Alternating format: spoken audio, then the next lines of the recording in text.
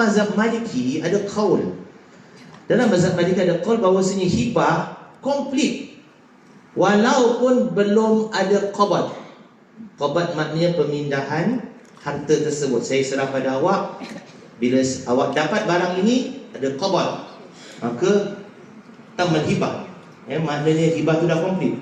Tapi dalam mazhab Maliki, dengan mujarad saya kata saya beri pada awak dan awak terima, itu dah kira hibah, walaupun barang tu belum dipindah milik. Ini taisir.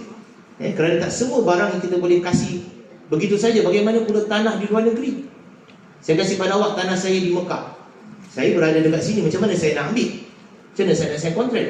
Tapi mujarad hanya saya kata saya beri dan awak kata saya terima, ikut mazhab Maliki sah hibah tersebut. Jadi kita tukar, kita ambil pendekatan mazhab Maliki, maka kita kata CPF ini adalah dikira hibah walaupun qabad itu belum ada.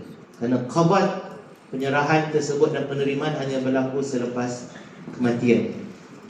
Dan juga contoh yang paling masyhur yang diamalkan, saya rasa di Malaysia dan juga di Singapura, ialah berkenaan zakat fitrah.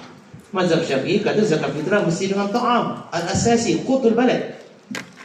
Tetapi kita pakai dengan